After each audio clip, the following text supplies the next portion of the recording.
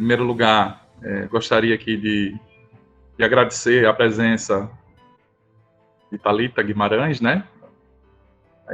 Proferir uma palestra para a gente. O professor Cláudio Lise também está aqui já presente, e a todos os nossos colegas, professores e alunos do curso de licenciatura em Ciências Biológicas. Então, nesse momento, a gente vai ter a palestra sobre mudanças climáticas, relevância para a conservação da biodiversidade. Essa palestra vai ser proferida pela Thalita Guimarães de Araújo Piovesan. Ela possui graduação em Ciências Biológicas, bacharelado pela Universidade Federal do Rio Grande do Norte e licenciatura em Ciências Biológicas pela Universidade Federal do Mato Grosso do Sul. Mestrado em Ecologia e Conservação pela Universidade Federal de Mato Grosso do Sul. Doutoranda em Ecologia, técnica de laboratório em Biologia do Instituto Federal de Sergipe, com experiência na área de zoologia, com ênfase em ecologia, atuando principalmente no manejo de vertebrados, agroecologia, comportamento animal, entomologia, educação lúdica e teatralização. Eu passo a palavra para a Thalita, fique à vontade, né, e agradeço desde já a sua disponibilidade. Boa tarde, eu queria agradecer o convite ao professor Dantas e todos os outros professores que estão integrando aí a comissão da semana, né? A comissão de organização da semana de biologia. Bem-vindos aí aos calouros do curso de biologia. E vamos lá, vamos falar sobre uma temática que está bem forte aí nos tempos atuais, as mudanças climáticas e a influência na biodiversidade. Vamos falar um pouco sobre os conceitos, os fatores que vão estar influenciando as mudanças climáticas, que são fatores tanto naturais quanto antrópicos, como as mudanças climáticas vão estar afetando a biodiversidade, as prioridades para a conservação e as ferramentas de estudo para a conservação. Então, basicamente, elas são alterações climáticas em escala global que ocorrem ao longo do tempo e afetam a biodiversidade. Então, quais são os fatores, né? Vamos começar falando sobre os fatores naturais. Bom, há muitos e muitos milhões de anos já ocorrem mudanças climáticas no planeta. E elas estão relacionadas aos ciclos de Milankovitch e às eras glaciais que vocês já escutaram falar. E o que acontece? É um fenômeno relacionado à inclinação do planeta Terra em relação ao Sol, que de 50 a 100 mil anos tem uma inclinação que muda a superfície que recebe radiação solar. E também tem outros fenômenos relacionados à órbita o formato da órbita da Terra, que a gente chama de excentricidade, e precessão, que é girando em torno do próprio eixo, que também altera a recepção da radiação solar. Isso vai variar, então, vai provocar que haja a radiação solar em latitudes diferentes e mudanças, então, das estações entre os hemisférios.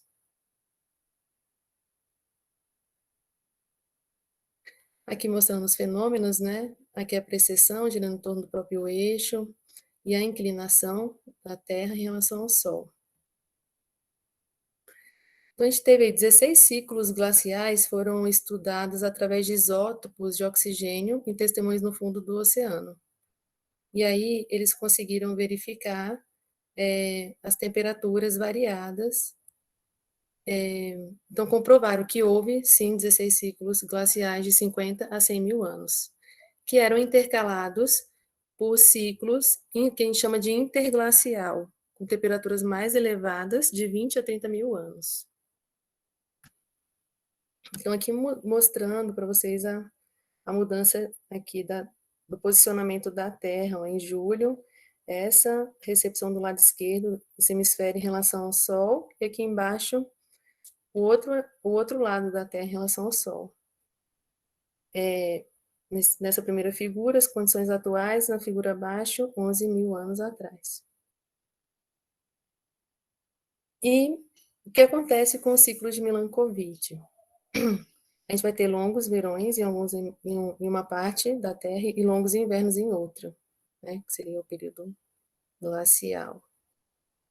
Então, vai ter uma dinâmica de avanço e retração das espécies, porque as espécies que estão em condições adequadas de clima e passam por essa baixa de temperatura brusca, elas vão provavelmente morrer naquele local ou vão trabalhar com uma dispersão por sementes, por exemplo, no caso das arbóreas, para atingir locais que elas consigam ter condições adequadas para se desenvolver.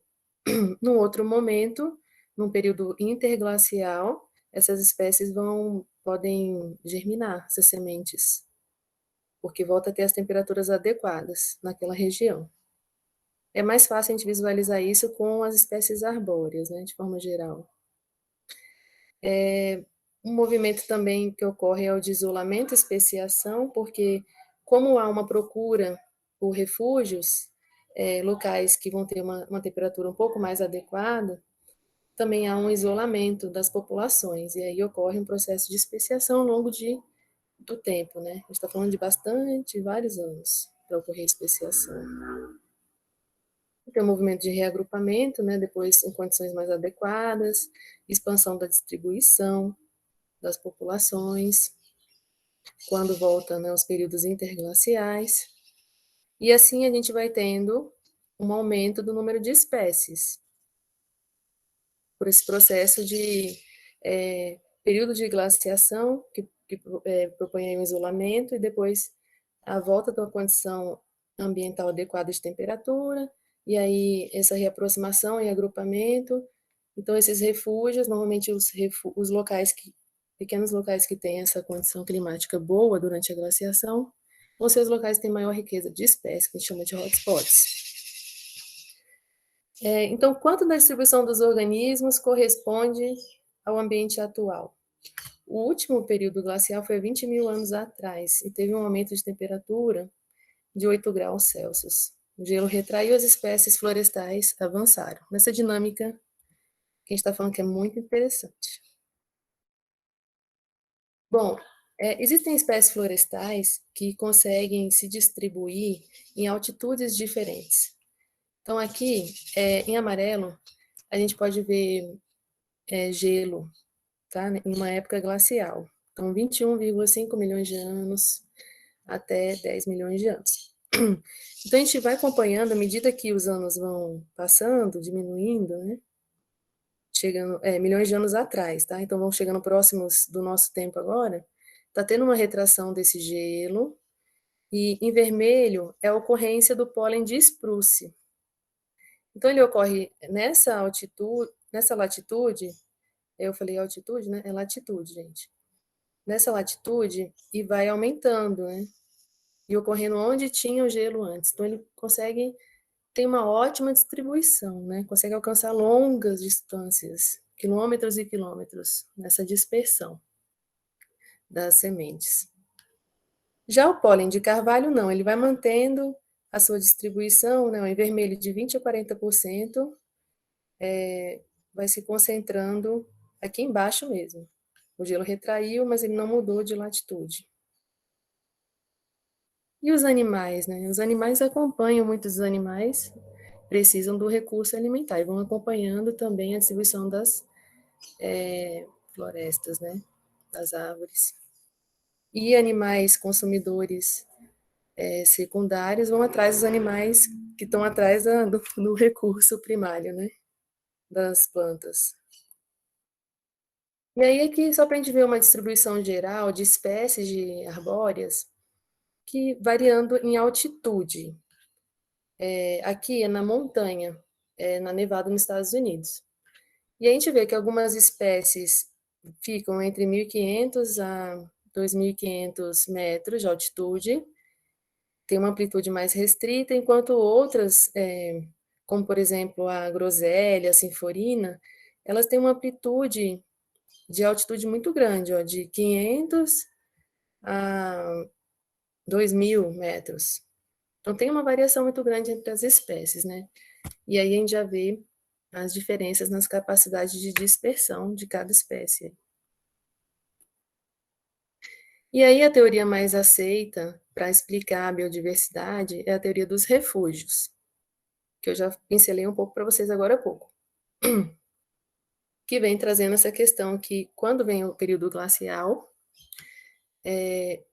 aqui em laranja esses pontinhos são os refúgios, são locais mais elevados que, ao redor dessas manchas de vegetação, tem superfícies rebaixadas que geram um gradiente de chuva. E tudo ao redor é savana, durante esse período glacial. Então, são locais que as plantas, né, e animais conseguem sobreviver, porque tem essas condições ainda de uma temperatura melhor e também precipitação. E aí é o que a gente chama de hotspot atual. Todos esses locais aqui, né? Região da Amazônia, Mata Atlântica, né? A gente vê esses pontinhos aqui da Mata Atlântica, são regiões que têm grande riqueza de espécies.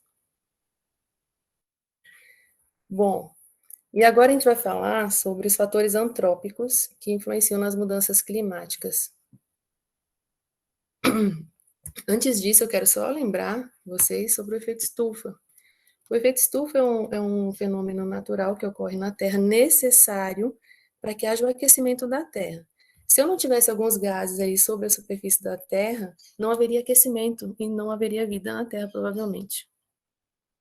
Então, o dióxido de carbono, o óxido nitroso, o metano, o vapor d'água, são gases do efeito estufa que ocorrem naturalmente e são necessários.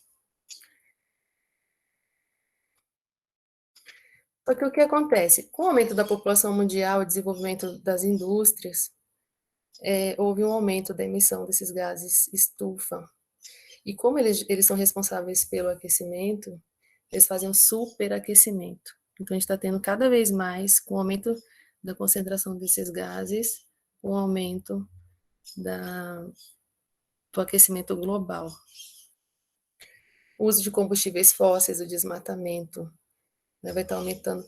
Tanto que, atualmente, né, o nível de concentração do gás carbônico é de 389 partes por milhão. Mas existe uma previsão que ele aumente até 570 partes por milhão até 2050. Então, né, próximo aí do dobro, né? É meio problemático mesmo essa questão dos gases aí do efeito estufa.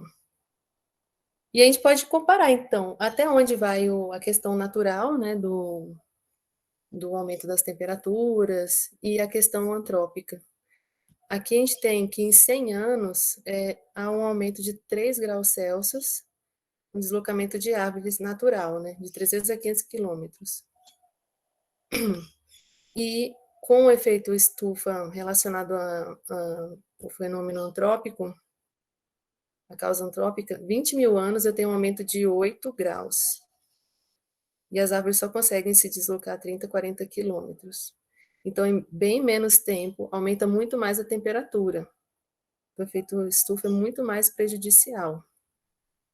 Via antrópica, né? O aumento desse aquecimento aí, pelo homem, provocado pelo homem.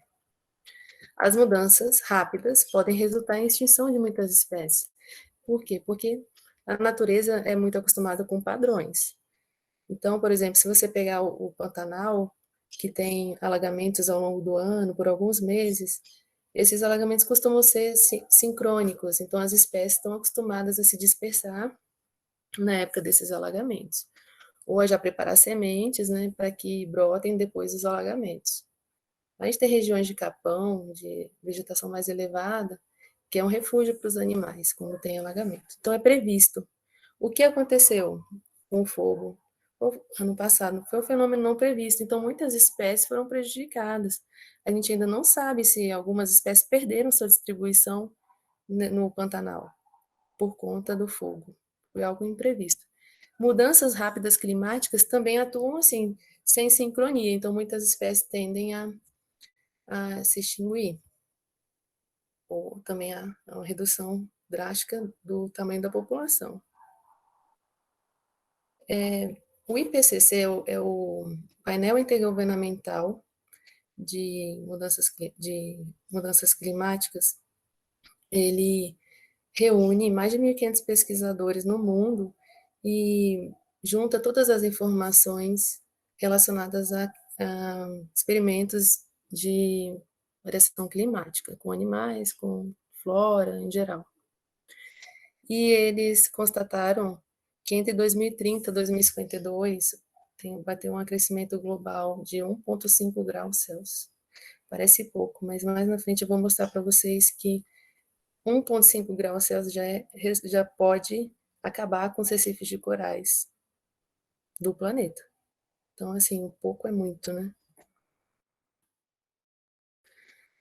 Então, outras causas, né, relacionadas a mudanças climáticas e emissão dos gases estufa, a gente tem, né, principalmente através da queima de combustível fóssil, a emissão de gás carbônico, 56%, depois desmatamento, né, decomposição de biomassa em 17%, seguido do metano, que está muito relacionado à agropecuária, também irrigação de arroz, e óxido nitroso, que está relacionado ao uso de fertilizante à base de amônia. E aqui, só para vocês visualizarem de uma forma geral, eu tenho aqui o tempo na atmosfera desses gases, né? Então, olha como o gás carbônico, aqui em 100 anos, ele fica preso na atmosfera, ele é muito significativo. E o óxido nitroso também. E de onde vem, né? Quais são as fontes principais da emissão aí dos gases estufa? Isso aqui é a nível global. A gente tem o setor da eletricidade, as termoelétricas são muito utilizadas fora do Brasil também, muito responsáveis pela emissão de dióxido de carbono. Depois a indústria, os transportes, construções. No Brasil, o desmatamento influencia muito na emissão de gases de efeito estufa, porque as plantas, as arbóreas, são grandes responsáveis pelo sequestro de carbono da atmosfera. Durante a fotossíntese, elas pegam o gás carbônico da atmosfera e transformam em massa, né, biomassa, para o seu crescimento. Então, com desmatamento, vou ter várias e várias florestas aí fazendo sequestro do carbono, e o carbono vai estar disponível na atmosfera. Aqui a gente tem uma grande... aqui mostra a variação da temperatura ao longo dos anos, né, de 80 a 2020. A gente tem um grande boom aí de 1980 para cima, que coincide com o aumento da atividade industrial. Então, a oscilação aí da variação da temperatura aumenta muito nesses últimos anos e ocasiona o derretimento das geleiras e a acidificação dos oceanos, com derretimento, alagamento, né, de muitas regiões. Aqui uma projeção do painel intergovernamental, né, do aumento da temperatura e do nível do mar. Eles fazem uma projeção otimista e pessimista. Então, aqui nessas barrinhas, onde vocês estão vendo no mouse, a gente tem uma média. De 2000 a 2100, 100 anos, né? Eu tenho um aumento de até 4 graus Celsius num cenário pessimista. Num cenário otimista, eu teria um aumento de 1 grau Celsius de temperatura. Para a elevação do nível do mar, eu tenho até 0,4 de aumento na elevação no cenário otimista. Para o cenário pessimista, quase 0,8 de aumento do nível do mar. Então, durante a última reunião do painel intergovernamental, eles constataram, né, que as atividades humanas estão causando aí 1 grau de aquecimento global, acima do nível pré-indústria. E aí vai ficar oscilando em 0,8 e 1,2, até os dias atuais, né? Teve esse aumento aí de 1 grau. E de 1980 para agora, 2018, né? Agora não, 2018. E é provável que o aquecimento global atinja mais 1,5 graus Celsius entre 2030 e 2052, se continuar nesse ritmo. O que aconteceu na Amazônia nas últimas décadas? Teve um aumento do comprimento dos períodos de seca. Antes, a estação seca era de 4 meses, foi para 5 meses.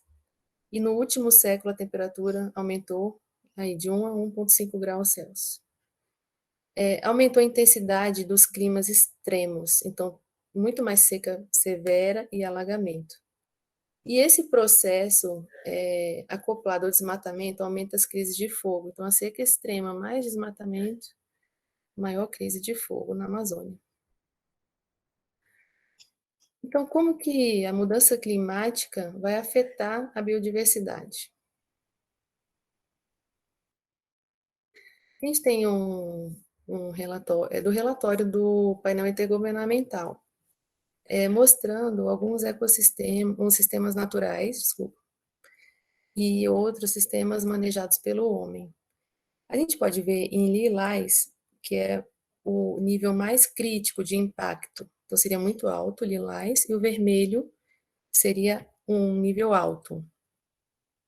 E aqui eu tenho a variação de 0 a 2 graus Celsius de temperatura. Então, eles estão fazendo uma projeção para o futuro de quanto que isso ia prejudicar os sistemas naturais. E quantos graus, até onde é o limite desse sistema natural, quanto ele ia aguentar. E como eu falei anteriormente, né, a questão dos corais aqui, um nível muito alto de impacto aqui nessa classe, de 1 a 2 graus Celsius. Mas, em vermelho, 1 grau Celsius já é suficiente para ser considerado alto impacto. Então, atualmente, já está havendo alto impacto nos recifes de corais, porque a gente teve esse aumento aí desde a década de 80 de 1 grau Celsius. Eles estão sendo os mais prejudicados. A região do Ártico também está sendo muito prejudicada com o derretimento das geleiras e alagamentos. Também a pesca em escala de baixa altitude, vermelho é alto impacto e amarelo é moderado. Então, todos os sistemas estão sendo prejudicados de alguma forma, mas os recifes de corais, região do Ártico e também enchentes costeiras, né, estão relacionadas aí com impactos maiores. E também a gente tem mortalidade relacionada a calor. Então, muitas espécies não são tolerantes a altas temperaturas, então a gente vai ter extinção de muitas espécies, às vezes em pequenos níveis, em 1 grau Celsius, eu posso ter extinção de várias espécies. Então, de uma forma geral, a gente tem, com a mudança, a alteração climática, a gente vai ter um aumento do âmbito aí de espécies ameaçadas. Uma queda, né, também na distribuição geral das regiões, e a gente vai ter bastante associação do desmatamento com fogo relacionada à extinção de espécies. Então, a IUCN falou em 2013, né, como resultado, há uma enorme perda da biodiversidade, com 12% de todas as aves, 25% dos mamíferos e 30% de todos os anfíbios, sob alguma ameaça de extinção. Aumentou bastante a ameaça de extinção. Local, que depois vai para regional e global. 12% dos anfíbios da Mata Atlântica poderão se extinguir em 2080, de acordo com a pesquisa de modelagem e distribuição e ocorrência dos anfíbios, feita por Lemes e Loyola, em 2013. Projetaram para 2080. Então, de uma forma geral, as mudanças climáticas elas vão atuar de diversas formas na biodiversidade. Elas vão atuar na distribuição geográfica, elas vão atuar dentro de um processo de turnover, que a gente chama de substituição de espécies. Então, locais que são mais adequados, ou um local que é mais prejudicado pela alteração climática, naquele local vai ter extinção local de algumas espécies que não toleram, né, essencialmente temperatura ou diminuição de temperatura. E aí vai ter toda uma dinâmica ecológica, porque dentro de uma comunidade a gente tem competição entre espécies. Então, por exemplo, se espécies mais tolerantes são são menos competitivas e as espécies mais competitivas não toleram, provavelmente as tolerantes vão dominar no lugar das competidoras superiores naquele local, dentro dessa dinâmica, né? Então, tem a mudança climática afeta a distribuição geográfica das espécies, ou por tolerância, ou por questão de interação ecológica, né, entre quem vai ter mais condição de utilizar o recurso daquele local. E também afeta a fenologia, o tempo da reprodução, o tempo da migração para algumas aves, né, em busca de recurso, em busca de reprodução, a morfologia de algumas espécies e a fisiologia, que a gente vai falar mais para frente. Dentro desse primeiro ponto aí da distribuição, Carvalho e Almeida, em 2010, viram que 90 espécies de aves da ordem falconiforme relacionadas à precipitação mudaram a sua distribuição. Então, aqui em escuro, eu tenho a distribuição das 90 espécies de aves. E na modelagem para 2080, que é aqui à direita, mudou bastante a localização, né? Se concentrando aí mais no sul da América do Norte, enquanto antes era na América do Sul, né? A concentração.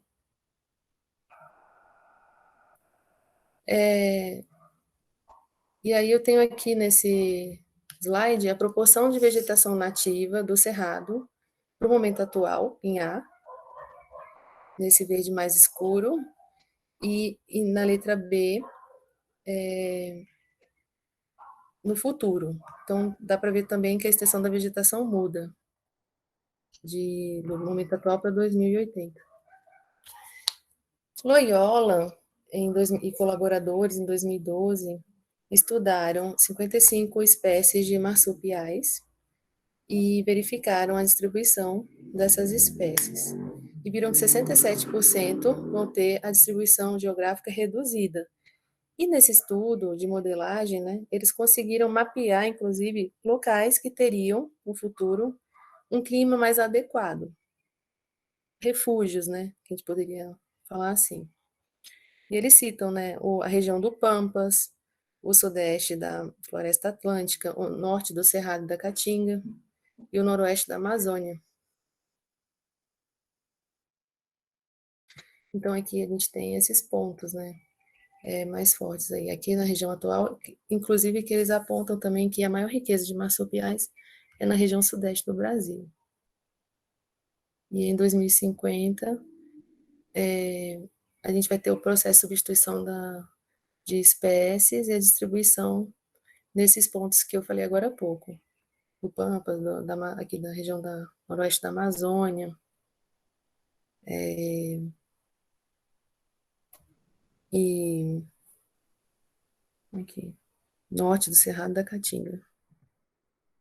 Então, é um grande ponto aí, dentro dos experimentos voltados para mudanças climáticas, é identificar, mapear quais são as áreas que teriam climas mais adequados em 2080, 2100, nessa projeção. Fizeram uma análise aí em 2011, o Engler e colaboradores, para plantas de áreas montanhosas da Europa, que demonstrou que entre 5% e 55% das espécies poderão perder seus hábitats com clima adequado entre 2070 e 2100. E aí, voltando agora, vamos falar um pouco sobre as características fenológicas, morfológicas, fisiológicas que são afetadas pela biodiversidade. As fenológicas, como eu disse, né? Quando reproduzir, quando vai ser a migração? As morfológicas, o tamanho do corpo vai variar, das asas, das pernas. Qual vai ser o volume dos ovos de acordo com o clima, com a precipitação, com a temperatura? A abundância de indivíduos. Porque muitas regiões que vai ter aumento de temperatura, enquanto outras vai ter a redução de temperatura no planeta. Não é só aumento, né? Algumas vão ser mais beneficiadas que outras. Há uma tendência aí da região sul do Brasil ficar mais tropical. e aí aumentar até a riqueza de espécies nos próximos anos. Enquanto a Amazônia, a tendência de desertificação da Amazônia, pelo aumento da temperatura, as secas extremas, né, como a gente estava falando.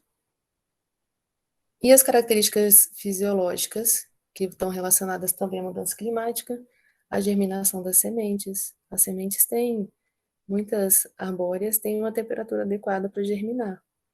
Então, será que muitas sementes não vão germinar com o aumento da temperatura? E a espécie vai se extinguir, então, em algumas regiões? Dentro das características fenológicas, avanço, esse autor Crick, em 97, ele verificou que nas últimas 3 décadas teve um avanço na época da reprodução de anfíbios e aves europeias.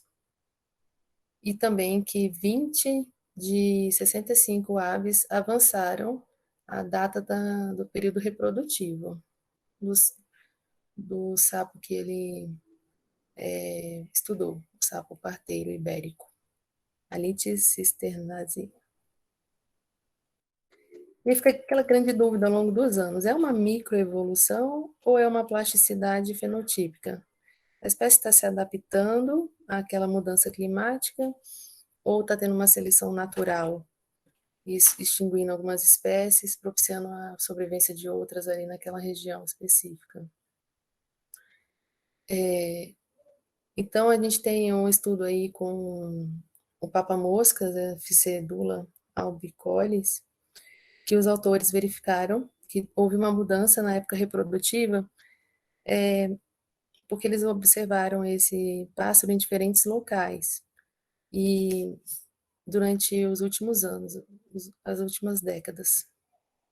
Também verificaram uma redução do tarso em machos e associaram a um aumento de nutrição. Aumentou o recurso nas últimas décadas e aumentou a nutrição, e eles reduziram o tarso. E maiores ninhadas após os invernos mais quentes. Em tiranos, foi observado também uma variação no volume e no número de ovos, com variações na temperatura e na precipitação, em estudos experimentais de laboratório.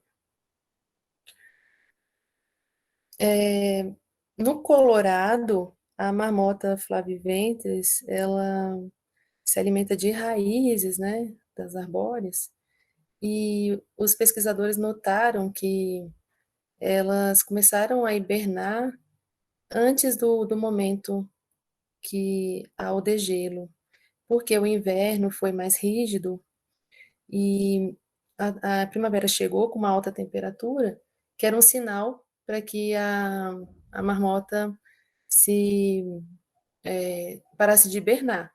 Mas aí, quando ela saiu da hibernação, o recurso alimentar dela ainda estava sob degelo, né? Desse inverno mais rigoroso. E aí aqui a gente tem uma característica morfológica, né, uma mudança do formato do bico ao longo das variações climáticas do El Niño, na ilha de Galápagos. E uma característica fisiológica, esse estudo foi feito na região de São Paulo por Angeleta e colaboradores, em 2007, onde eles viram que as formigas elas tinham grande tolerância ao calor. Aí fizeram um estudo com as formigas urbanas e rurais em temperaturas elevadas. Aqui em cima a gente vê que em temperaturas elevadas, as urbanas, como elas ficavam ali, né, na região que é bem aquecida ali da capital de São Paulo, elas tinham maior tolerância à temperatura elevada do que as rurais. E em relação ao resfriamento, não teve variação. As mudanças climáticas também afetam a produtividade. Tem vários estudos mostrando que o plantio de soja nas regiões aqui do Brasil e de milho vai ficar inadequado nos próximos 20 a 30 anos. Eles teriam que mudar de região ou mudar o cultivo, né? E a base da nossa alimentação, hoje em dia a soja e o milho, né? Devido a esse aumento de temperatura. Então, a gente tem aqui um aumento de temperatura média de 1 a 3 graus Celsius, pode beneficiar a produtividade das lavouras das regiões temperadas. E pode reduzir a produtividade nas regiões tropicais e semiáridas, onde a gente tem o plantio da soja e do milho, por exemplo.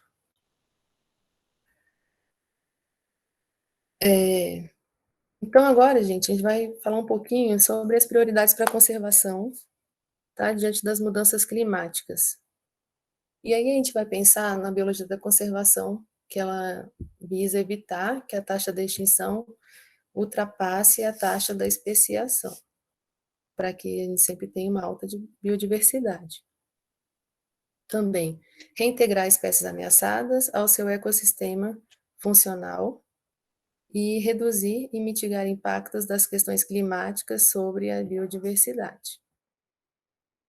Então, como um biólogo poderia atuar auxiliando aí na mitigação dos impactos das mudanças climáticas na biodiversidade?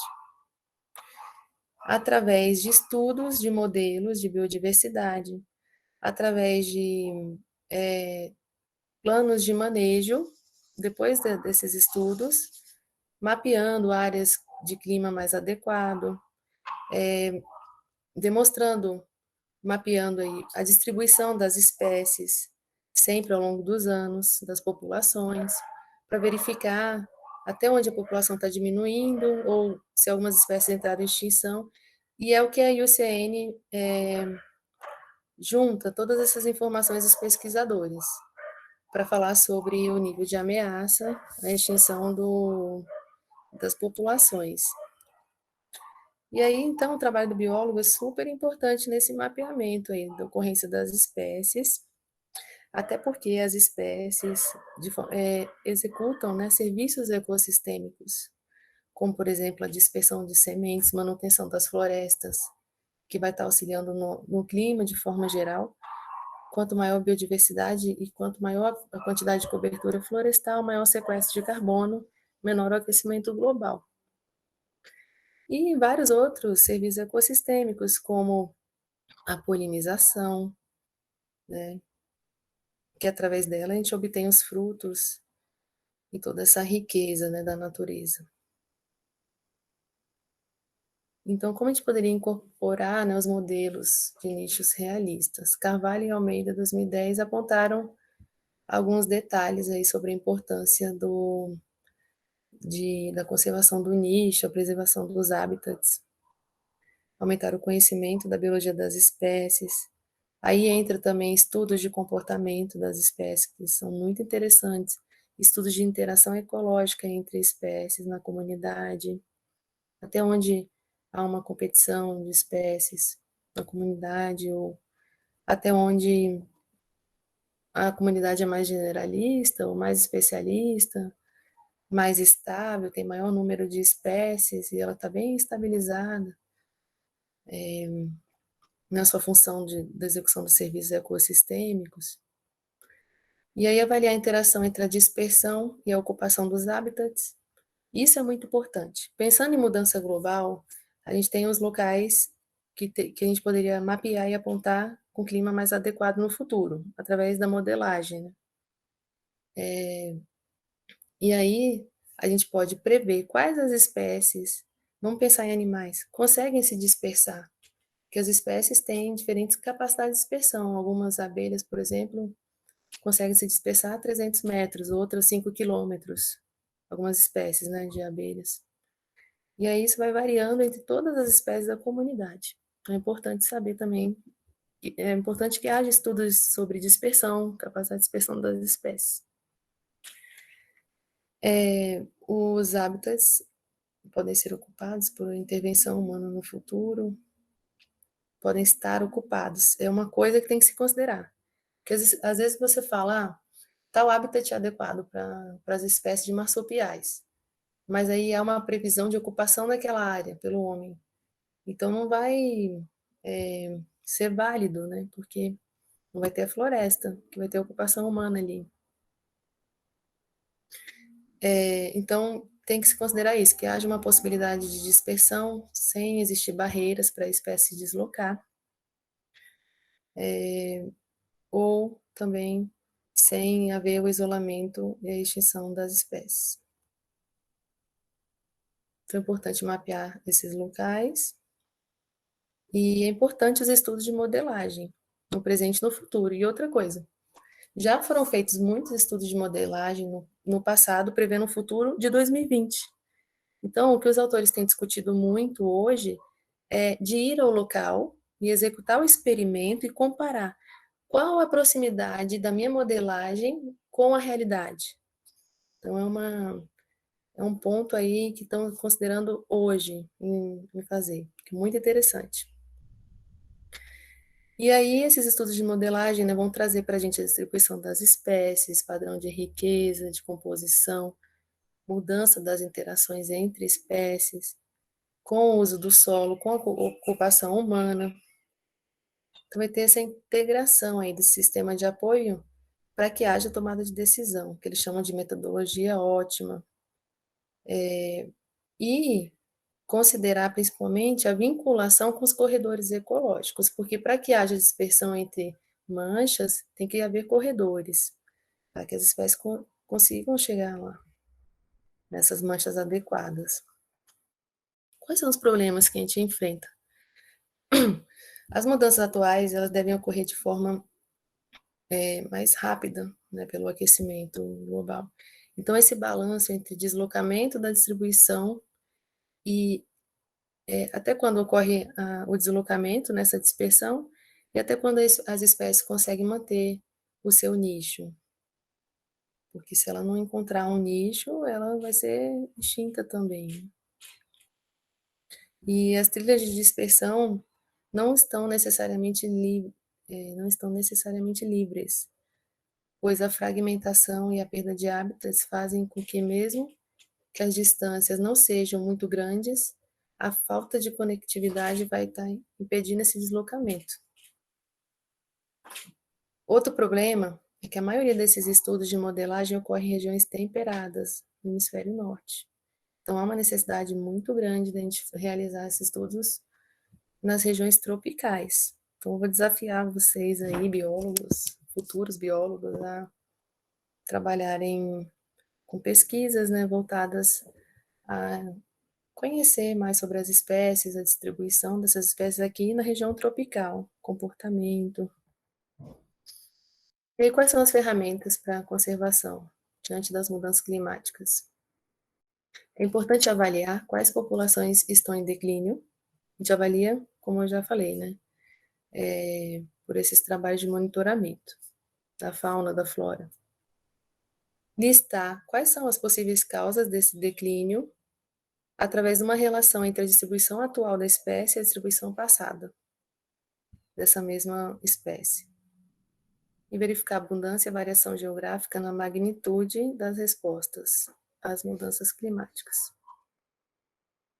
Então, as ações para remover ou neutralizar as causas devem ser testadas quanto à eficácia, por meio da experimentação. As causas do declínio, né, das espécies que eu estou falando. Quais são as causas do declínio das espécies? E aí fazer os experimentos, tentando neutralizar essas causas. Todos os planos de ação envolvem monitoramento. O monitoramento, então, vai falar sobre status da espécie, viabilidade populacional, vai avaliar a eficácia das ações de conservação, que depende também da escala em que essas ações são realizadas. Aqui a gente tem a gente pode verificar um tipo de monitoramento para a fauna, estimando populações. A gente tem um trabalho aí de pesquisa de marcação e recaptura, só faz bastante para roedores, que você marca com brinco na orelha dos roedores, depois captura de novo e ver quantas vezes um animal foi recapturado, aí faz uma proporção de animais recapturados com brinco e capturados, para ter uma noção do tamanho da população. O trabalho de radiotelemetria, que envolve uma antena de rádio ligada a um receptor, E aí eles colocam, por exemplo, um colar num porco monteiro lá no Pantanal, que tem um transmissor de ondas de rádio. Aí o pesquisador consegue se aproximar desse animal devido à captação desse sinal do transmissor, porque ele tem um receptor desse sinal de onda de rádio. Ele chega bem pertinho, aí ele consegue registrar o local geográfico desse animal que ele está monitorando. Então, ele tem uma noção de amplitude, de home range, de área de vida, qual a área necessária para esse animal se reproduzir e se alimentar. Então, estudos de comportamento e distribuição de espécies, né, de fauna. Os rastros, a visualização direta, a vocalização, que é muito utilizada para o trabalho com os primatas, né? Redes, armadilhas, que eles utilizam muito para a captura de morcegos, de aves, de abelhas, insetos de uma forma geral, muitos insetos voadores, né? Através de redes. A importância, então, de estar fazendo com esses dados, né, que os biólogos capturam em campo, ou durante seu TCC, né, aí, conclusão de curso de biologia, esses dados vão permitir que se avalie a viabilidade de uma população mínima. E aí, através disso, né, seria o quê? Essa AVP, avaliação de risco para populações ou espécies com base em dados que estimam a probabilidade de extinção para uma espécie ao longo do tempo. E aí, através disso, a gente consegue determinar se a população é viável, qual o tamanho de reserva mínima para essa população, dá para prever o futuro dessa população, como será 2080, 2100, e a importância dos esforços de recuperação. Você já prevê espécies que estão criticamente ameaçadas de extinção, você já pode prever, essa espécie vai entrar em extinção em 2080. Então, a gente precisa de um plano de manejo, a gente precisa conservar tal área, essa área é prioritária, ninguém mexe, senão essa espécie vai ser fadada à extinção. Com o resultado de pesquisa, experimento científico de biólogo. Identificar também os principais estágios do ciclo de vida, nos quais se concentram os esforços de recuperação, porque algumas espécies são mais sensíveis em determinado ciclo da vida. E aí é importante você identificar para você criar estratégias para conservação. Aí. E explorar e avaliar os impactos potenciais da perda de habitat. Essas são as referências e muito obrigada. Muito bem.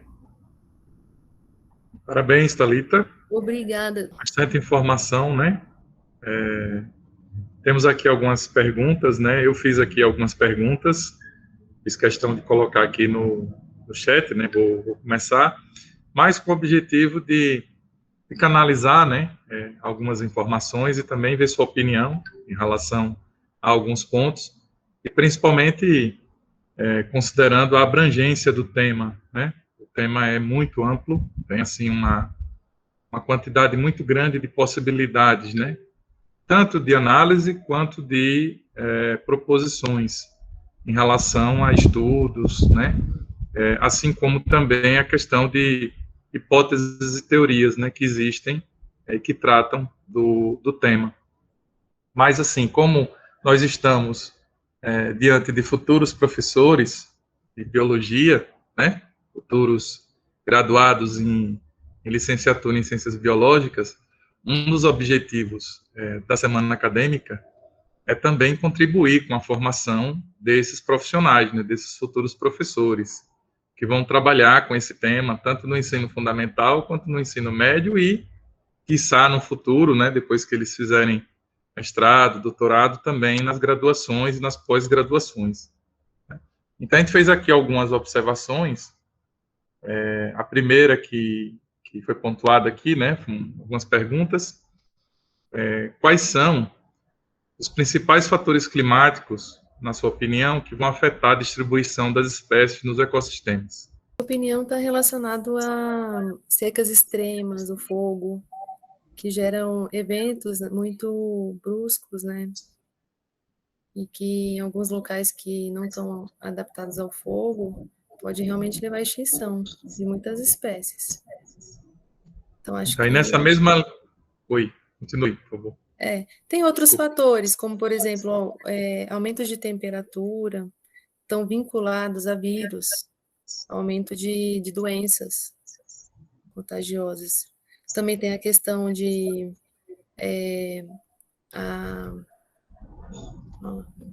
derretimento das calotas polares e alagamentos em regiões próximas, e a questão do deslocamento de populações com menos condições financeiras, que aí é um grande problema. Esse alagamento, deslocamento, ondas de calor também, aumento da temperatura e as ondas de calor. Muitas espécies de animais e vegetais não toleram o aumento de pequenas quantidades de temperatura, 1 grau Celsius. Os corais, por exemplo, são superorganismos. E nos corais tem muitas espécies de animais que vivem ali. Então, com a extinção dos corais, a gente vai perder muitas espécies que estão vinculadas, que precisam dos corais como abrigo nas regiões costeiras aí. Tanto que muitos corais se vinculam a algas, né, para evitar um pouco do aumento da temperatura. Então, com essa projeção aí de 1 grau Celsius, é bem drástica aí para manutenção dos corais, dos recifes de corais. Então, nessa mesma linha de raciocínio, que eu fiz a pergunta em relação aos principais fatores, né? Se é possível a gente determinar um único fator como sendo o mais importante, ou seja, a principal causa, né, o principal responsável pela distribuição das espécies. E qual a importância dessas mudanças, dessas oscilações climáticas no processo de especiação? Se dá para eleger um principal fator, na sua opinião, qual seria, né, esse principal fator? E de que forma essas mudanças climáticas, essas oscilações climáticas, né, elas interferem na formação de novas espécies, entendeu? O principal fator é a temperatura, na minha opinião, porque desde o Pleistoceno, a temperatura vem determinando a distribuição das espécies, né? Com os períodos glaciais e interglaciais. Em uma escala menor, se a gente for pensar nos fatores antrópicos, eu não consigo falar em especiação, formação de espécies, porque está sendo muito rápido para essas espécies aqui. Pode ser que até haja uma adaptação, se houver um padrão, por exemplo, a cada 50 anos aumenta 1 grau, pode ser que tenha um padrão, as espécies a gente consiga ter novas comunidades com esse padrão de resistência, né, resiliência a essa variação de temperatura. Mas, normalmente, o importante é que haja um padrão, né? Que nem lá no Pantanal, tem alagamento e seca. E se for tudo muito rápido ou oscilar demais, né? Por exemplo, em 20 anos aumenta 1 grau, aí em 50 anos aumentou 6 graus. Não tem um padrão, né, de aumento de temperatura. Então, a gente tem uma extinção massiva das espécies. A previsão é essa, afetando aí na distribuição fortemente. A temperatura e a precipitação são apontadas aí nos estudos de modelagem para a distribuição das espécies de fauna e flora, como os principais fatores que vão estar alterando,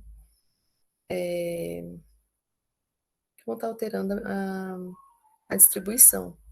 Porque algumas espécies são tolerantes, né, ao aumento de temperatura, e outras não.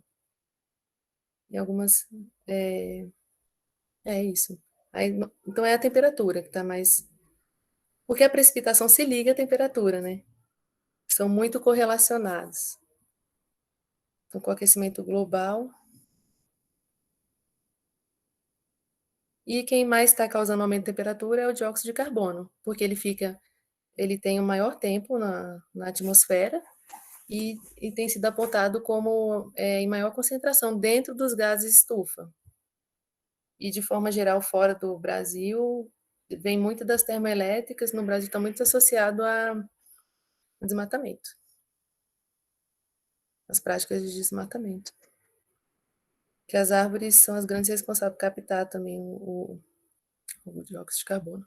Evidentemente que as questões de variação de temperatura, só para contribuir também, né, um pouco, você tem uma forte relação com a questão da radiação, né, que chega até o planeta, e, consequentemente, isso interfere diretamente na dinâmica das chuvas, como você colocou, na dinâmica do clima.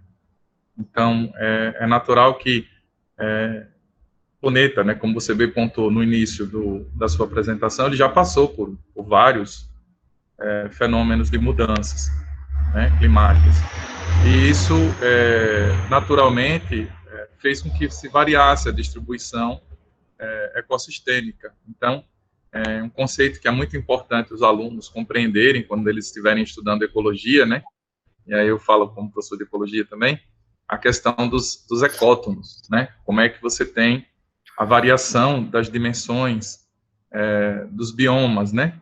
E essas áreas de inter-relação entre esses diferentes ecossistemas. Então, é natural que ocorra uma variação dentro de uma determinada escala de tempo, que ninguém consegue determinar se são 5 mil, 10 mil, 15 mil, 50 mil, ou seja, quando é que de fato vai acontecer. Não há um reloginho contando, né, ó, daqui a tantos anos a gente vai entrar em um período glacial ou pré-glacial, né, etc. Mas é fundamental entender que esse processo é um processo dinâmico. Eu fiz uma última pergunta aqui, para depois chegar nas perguntas da Maria Aparecida, do Igor também, que contribuíram, né? Como você falou na teoria dos refúgios, né? É muito importante, principalmente quando a gente pensa na questão da floresta amazônica aqui no Brasil, né?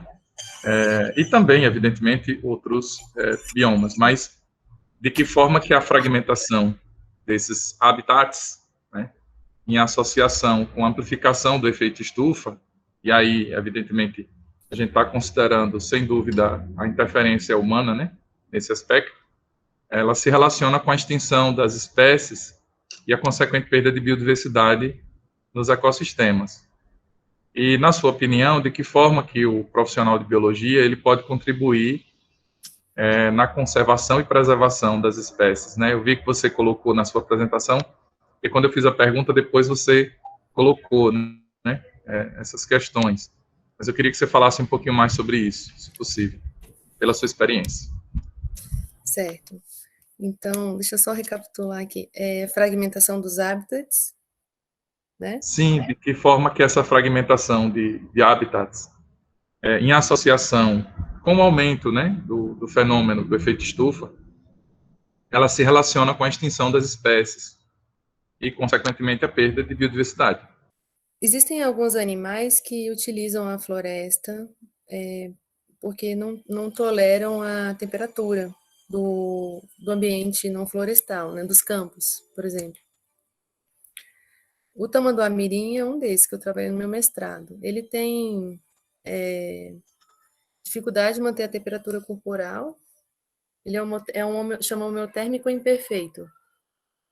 E ele utiliza até, dependendo da temperatura do ano, se tiver muito quente, ele precisa descansar em tocas de tatu, porque dentro da floresta, dentro da toca do tatu, a gente tem uma diferença de 3 graus, da floresta para o campo, e da toca do tatu mais 2 graus, então 5 graus de diferença, 5 graus mais ameno para o tamanduá-mirim. Então imagina para essas espécies, o tamanduá-bandeira também é assim, que não são muito tolerantes, né, a altas temperaturas, eles não vão sobreviver se estiver retirado das florestas. E se aquecer muito ainda mais a temperatura externa, também vai aquecendo a floresta. E aí a gente não sabe até onde vai, né? Então a floresta é muito importante também como um abrigo térmico. Ela funciona como um tampão. E a fragmentação dos hábitats vai diminuir esse abrigo térmico para espécies animais, né, no caso, que você me perguntou. De que forma o profissional de Ah, biologia, né, ele pode contribuir para a questão da conservação e da preservação das espécies? certo. Através, né, do monitoramento da fauna e da flora, você saber onde há a ocorrência das espécies, dessas populações, se essas populações estão vindo a declínio ou não, pela avaliação da população mínima, né? Esse monitoramento aí, essas informações são integradas pela IUCN, né? E disponibilizadas para a gente saber qual o nível de ameaça. Então, o profissional biólogo atua principalmente aí. Por exemplo, no meu mestrado, eu consegui mostrar, né, cientificamente, que o tamanduá-mirim ele é muito afetado pela temperatura na sua atividade. Em dias mais quentes, ele sai para atividade no período da noite, e em dias mais frios, ele sai para atividade no período da manhã. Então, é totalmente em relação à temperatura. Sabendo disso, e também sabendo que ele precisa da floresta, que ele utiliza as tocas, os abrigos por uma questão de regulação térmica, a gente tem como falar, olha, essa espécie está ameaçada de extinção, está como vulnerável. Então, ela precisa dessas florestas, tem que ter um limite aí nesse desmatamento. Senão a gente vai perder biodiversidade, a gente vai perder serviço ecossistêmico, né, controle de populações. Então, o Damirim controla as populações de cupins e de formigas. Se elas não tiverem predadores mais, as formigas e os cupins, né? Essa proliferação, esse desequilíbrio vai causar o quê? Então, nesse sentido, o biólogo é muito importante para estar falando, tá atualizando, né, os dados de ocorrência dessas espécies, das populações dos indivíduos também, de cada espécie. Muito bom, Thalita, porque cada contribuição, né, que nós biólogos damos quando estudamos uma espécie, como você acabou de citar aí, o estudo com tamanduá, né? Então, você descreveu de forma assim muito didática para nós todos aqui uma questão de nicho ecológico, de funcionalidade da espécie, né? Então, esse conhecimento ele é fundamental, né, para que a gente possa mitigar a própria destruição da espécie e também buscar junto às instituições, às autoridades, né, a questão da conservação de áreas, preservação, em alguns casos, né, criação de unidades, né, de conservação. Cada trabalho que cada biólogo desenvolve vai contribuir diretamente, muitas vezes, para salvar uma espécie ou um conjunto de espécies, né. Então, assim, é um trabalho de formiguinha que cada profissional da biologia vai fazer, né, e que dá esse estudo aí que você fez, foi pura relação, com certeza, né. É um trabalho muito difícil, mas é um trabalho que traz assim uma alegria muito grande para a gente, né? Eu digo porque quando eu também fiz meu mestrado, né, estudando lá um fragmento de floresta, né, quando você vê o resultado, né, aquele checklist, né, com as espécies, né, quando você vê, é como se fosse um filho, né, de certa maneira que você gera, né, a dissertação ou a tese é uma coisa que fica para o resto da sua vida, como é também o TCC, né, nosso trabalho de conclusão de curso. Então, assim, eu gostei muito, porque didaticamente, assim, você deu um exemplo, aqui fica a dica para os nossos alunos, né? Um exemplo perfeito de nicho ecológico, né? Então, assim, muito interessante. Legal. Bom, tem uma outra pergunta aqui, que é a pergunta da Maria Aparecida Neves, ela colocou assim: será que há como conscientizar, principalmente os grandes empresários, porque eles são os que mais destroem o meio ambiente sem restaurar, só pensando em incentivar o consumo? Maria, eu acho assim que a gente nunca pode perder a esperança, né? A gente tem que sempre estar procurando trabalhar. Eu acho que a nossa maior ferramenta é a educação. Então, onde a gente estiver, a gente está buscando orientar sobre a importância dos serviços ecossistêmicos que tem numa floresta. Falar assim direto com o proprietário, pode falar, pode, né, orientar, fazer trabalho educativo, mas eu acredito muito na questão mais política, assim, de intervenção política, né, através das leis, através da pressão, da fiscalização. A gente tem que ser ativista, hein, ativista ambiental, né, participar dos debates, reivindicar, para que a gente, através das políticas públicas, a gente consiga estar movendo, estar conservando nossos hábitats, né? Acho que é mais por esse lado aí. Então, no meu trabalho agora do doutorado, a gente vai trabalhar em áreas de cultivos variados de agricultura e a gente vai tentar trazer essa proposta de mostrar para os agricultores que é importante eles manterem as coberturas florestais em relação a abelhas. Porque as abelhas, elas, se você tirar a floresta, elas não vão sobreviver ali.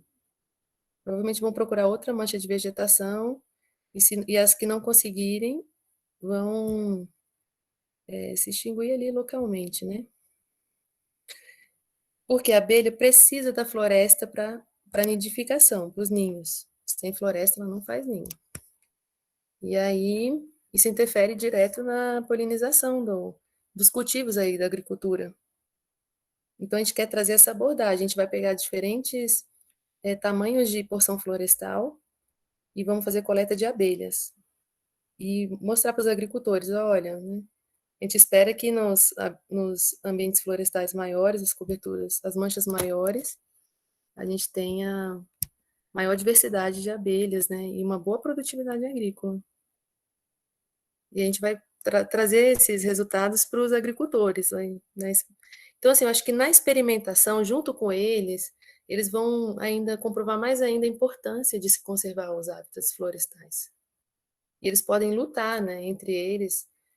No meu caso, são agricultores familiares, né, de pequenas propriedades. Mas para a região ali, eles cuidam, né, vão cuidar dos sistemas florestais que tem ali.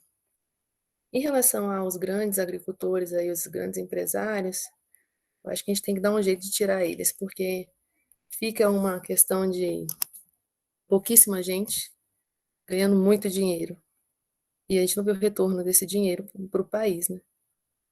A gente não vê esse retorno das grandes plantações de soja, de milho. Então, acho que a gente tem que dar um jeito de acabar com isso aí, de alguma maneira. Senão, a gente vai desertificar todo o país.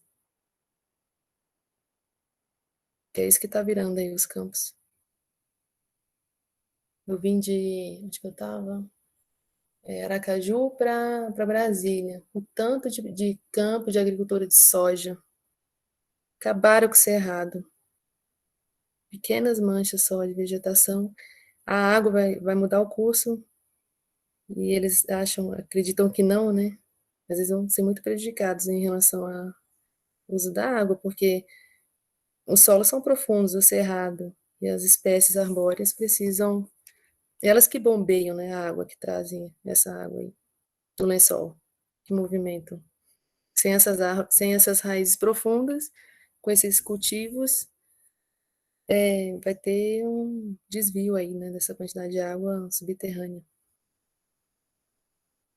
Isso é um grande problema aí para os próximos anos, no Cerrado. O negócio tá feio. É todo mundo do sul. A maioria dos produtores são do sul e estão aí. Estão aqui na Bahia, aqui no. Como chama? Goiás? No Distrito Federal. Já chegando aqui no Distrito Federal.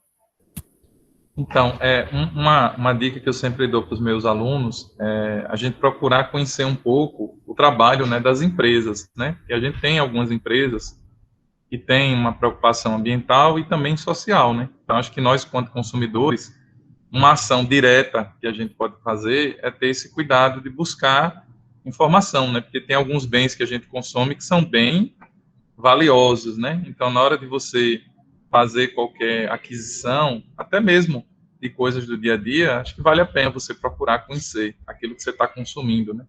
E um pouco da responsabilidade que todos temos, né? Tanto os empresários quanto nós consumidores.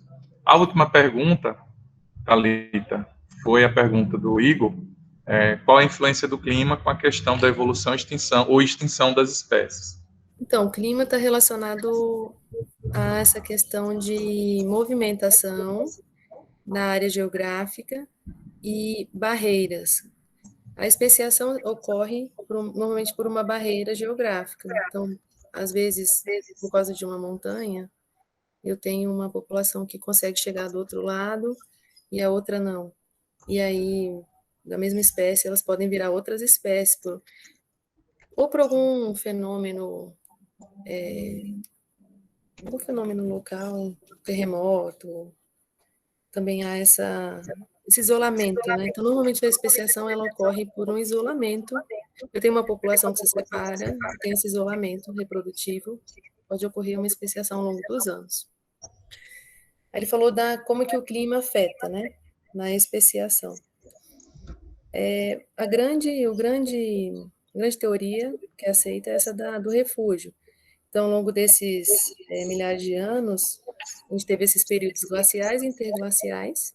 Então, no período glacial, os animais migravam, por exemplo, para ilhas de refúgio, que são na beira dessas regiões mais elevadas, gera um gradiente de chuva ali ao redor e uma temperatura mais adequada. Então, próximo dessas regiões de altas altitudes, foi, foi permitido que as espécies conseguissem sobreviver ali.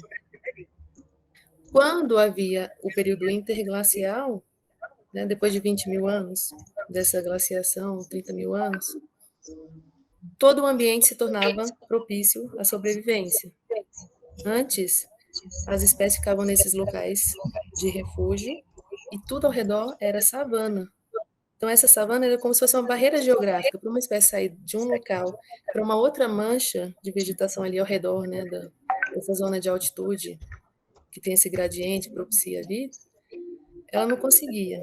Então, ela podia ficar ali por muitos e muitos anos, né, 10 mil, 20 mil anos, e se tornar uma nova espécie. Ela tem um isolamento. A população dela se dividiu e está, né, em locais diferentes e por mutações que as espécies sofrem, né, as mutações vão variando e pode chegar a ter a especiação. Depois, no período interglacial, essas espécies começam a avançar, né? Ocupar novos espaços, as espécies florestais a brotar também em novos locais.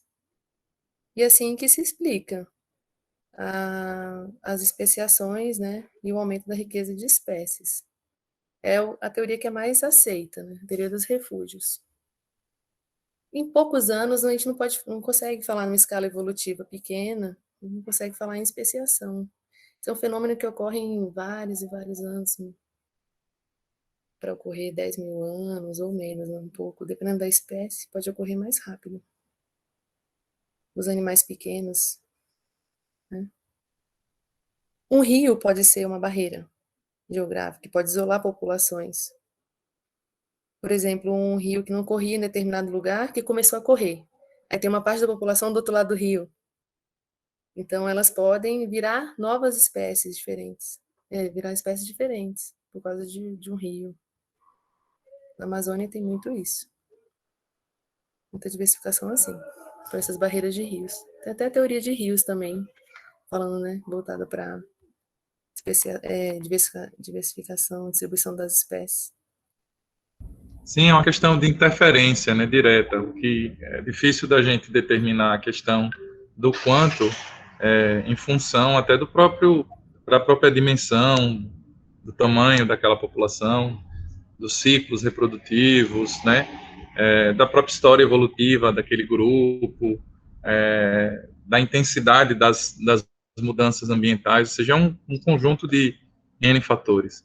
Bom, tem aqui o comentário do professor Cláudio, né, ótima palestra, muito interessante, né, também um comentário aqui da Maria, né, só exploração mesmo, sem consciência nenhuma, e um comentário aqui da Eric, uma pergunta, né, também, no Brasil, já foi relatado alguma espécie animal ou vegetal que esteja mudando seu padrão de ocorrência devido às alterações de climas?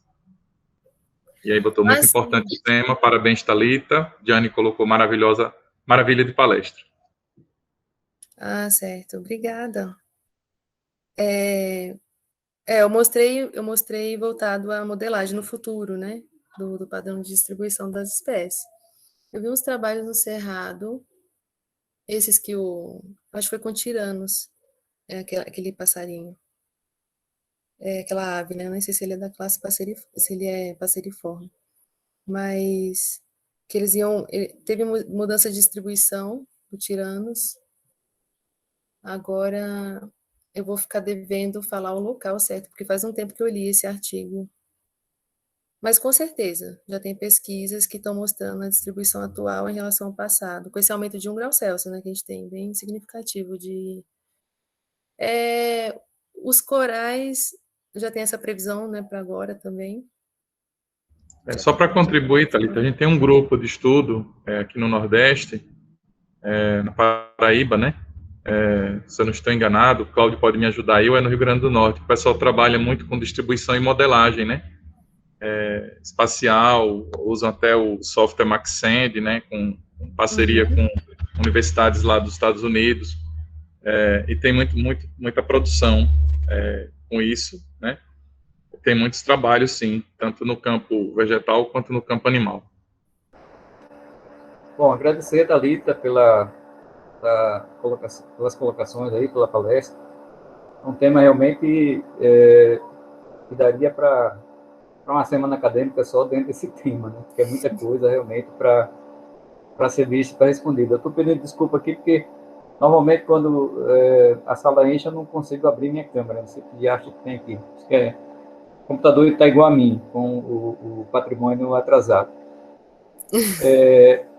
Mas, assim, só dando uma contribuição rápida também, assim, em relação a essa questão da temperatura, né, para a gente passar para o Cláudio, eu acho que tem uma diferença também quando você mexe com o tamanho de espécies. Porque uma das previsões com essa questão do aquecimento aí, do global que vem ocorrendo, uma das previsões, por exemplo, é você ter a dispersão de insetos das regiões tropicais para regiões temperadas, por essa mudança de temperatura, né? Então, provavelmente, daqui a alguns anos, aí, se o processo continua, a gente pode ter ocorrência de doenças tropicais em países temperados. Então, essa é uma questão de distribuição de espécies. É um organismo pequeno, um inseto, ele tem uma mobilidade também muito boa, né?